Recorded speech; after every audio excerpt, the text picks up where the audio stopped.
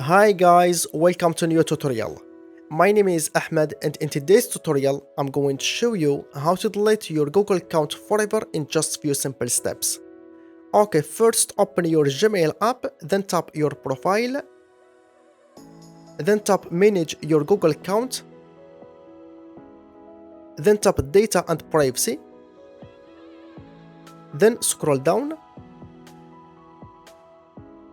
then tap delete your Google account, then enter your password, then hit next.